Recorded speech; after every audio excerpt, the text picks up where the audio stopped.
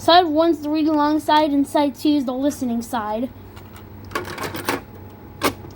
Just to let you know, this also contains the full length song, Lollipop and Gummy Bears from Full House.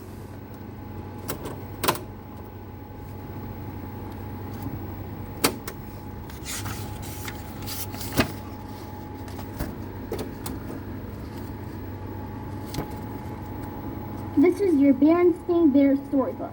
The Berenstain Bears get the Gimmies. If you hear the sound, turn the page. Let's get started.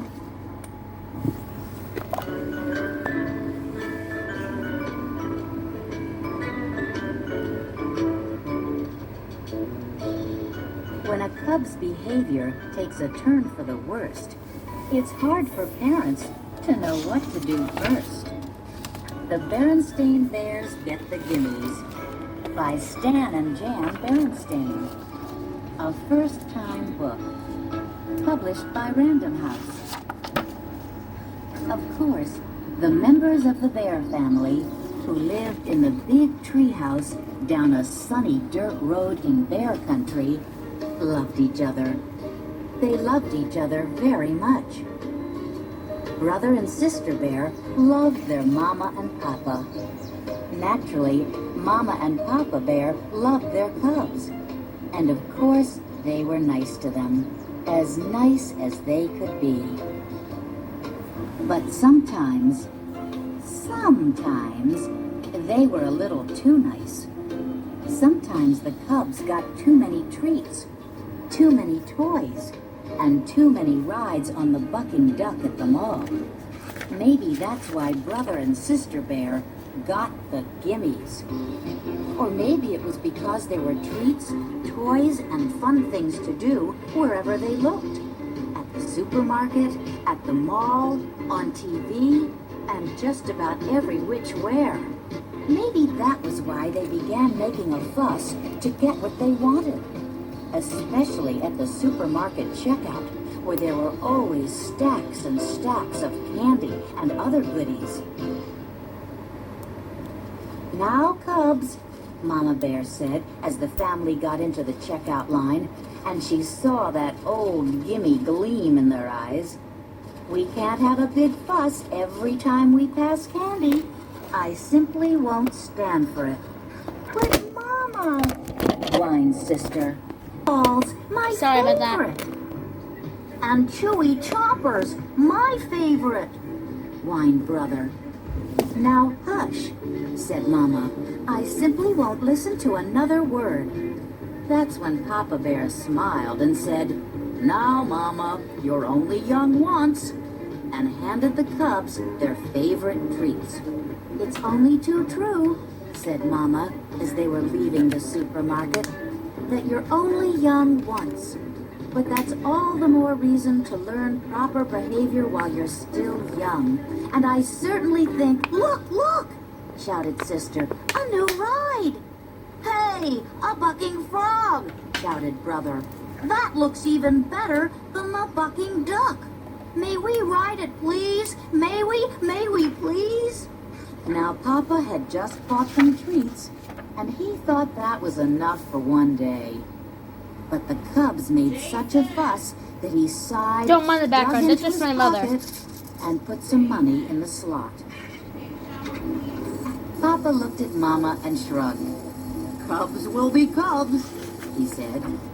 "It may be true that cubs will be cubs," said Mama as they walked across the parking lot to their car.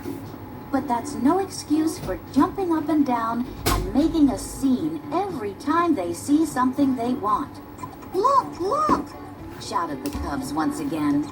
"Little rubber cats that stick out their tongues when you squeeze them." "Cubs," said Mama, "that will be quite enough. I don't want to hear another word." "Oh, please," they shouted. "May we have them? Please, please, please." Papa decided it was time to put a stop to all the fussing. "Stop that fussing," he said in his loudest Papa Bear voice. But they were making such a commotion they didn't even hear him.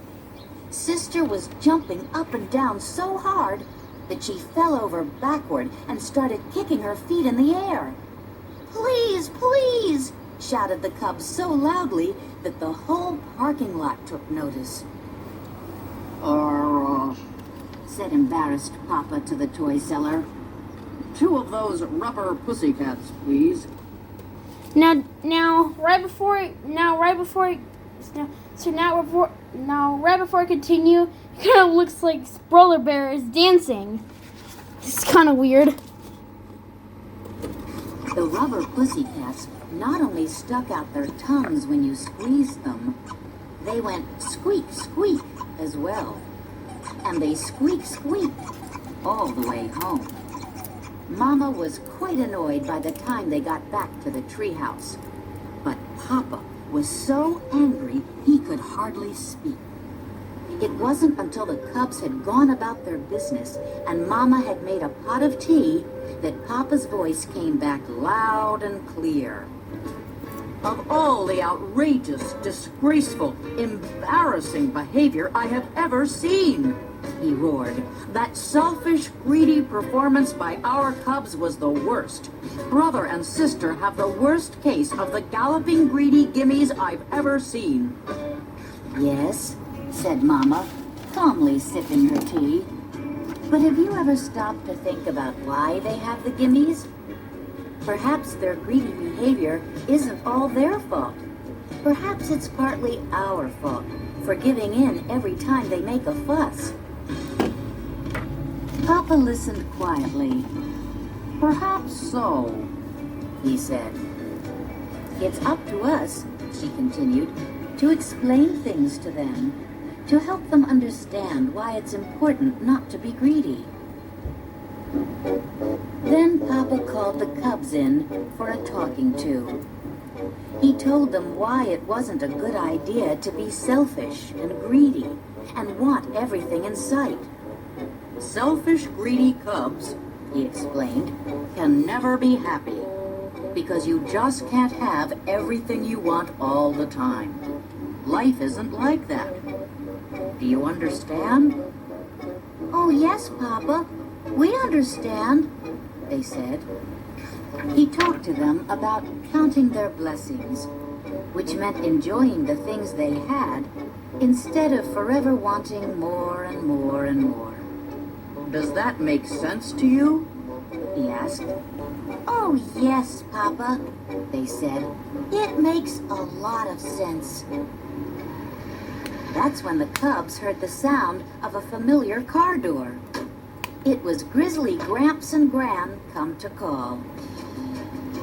Brother and sister ran to open the front door, and as Gramps and Gran came up the steps, they made the biggest fuss yet. "What'd you bring me?" they screamed. "What'd you bring me? What'd you bring me?" That did it. "Up to your room!" roared Papa. "Up to your room, and no TV or treats for a week, for a month, for a year." The cubs knew this wasn't the time to argue. They scurried up the stairs and into their room. "We seem to have come at a bad time," said Gran. "What about these things we brought with us?" asked Gramps. "A puzzle for brother and a top for sister." "Your presents will have to wait, Gramps," answered Mama. "I'm afraid brother and sister have a bad case of the Gimmies." "The galloping, greedy Gimmies," added Papa. "the worst case I've ever seen." The cubs opened their door a crack to listen. "The worst case, you say?" said Gramps, looking Papa in the eye. "Seems to me you were quite a gimme cub yourself when you were little." Brother and sister sneaked to the top of the stairs so they could hear better. "I was?" said Papa. "Of course, we didn't have malls or supermarkets back then, but there was old Ruth Grizzly's General Store. Wonderful place. Sold just about everything. Honey cake, licorice sticks, molasses apples, and all sorts of toys and novelties. And did you ever have the Gimmies? Did you ever? You wanted everything in sight. Downright embarrassing. Why, it got so bad we couldn't go there anymore. So we worked out a deal, said Gran. When it came time for a trip to the general store, we had you decide on a treat ahead of time. It could be a sweet, a toy, or a book. And that was it for the day. Right, said Gramps. and if you came down with the Gimmies, we went right home and you got nothing. That sounds like a pretty good plan to me, said Mama. Me too, said Papa. The cubs tiptoed back to their room. It sounded okay to them, too. The next time the Bear family went to the supermarket, they tried the Gramps and Gran plan. And it worked. Brother decided he would get a book about dinosaurs. And Sister wanted a new box of crayons. Mama and Papa were very proud when the cubs passed the candy rack without so much as a peep. Brother and Sister were pretty proud of themselves, too. But then they heard it. The familiar sound of a cub with a bad case of the Gimmies. The kicking, screaming cub was just behind them in the checkout line. You never heard such a fuss. What outrageous, disgraceful, embarrassing behavior, said Sister. May we leave? Yeah, said Brother. Let's get out of here. And that's how Brother and Sister Bear got rid of a pretty bad case of the Galloping Greedy Gimmies. The end.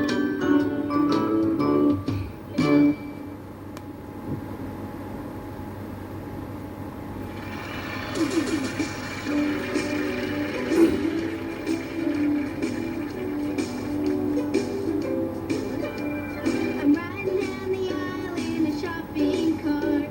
I asked my dad, please, can we get some money? He says you're going to the dentist to get your teeth cleaned, so you can't have any of those sweets. So we're headed for the check stand and I see in a pile just what I want, so I give my dad a smile. I asked Daddy, please, can we get some of these? He said you're gonna get cavities. But I want lollipops and gummy bears, they're my favorite treat. When I'm being good, I ask my dad for a sweet. Lollipops and gummy bears are good for treats, and I can share. They make me so happy. They make me so happy, so happy as I can be. Lollipops and gummy bears are my favorite treat. When I'm being good, I ask my dad for a sweet. Lollipops and gummy bears are good for treats, and we can share. They make me so happy. They make me so happy, so happy as I can. Lollipops and gummy bears are good for treats, and we can share.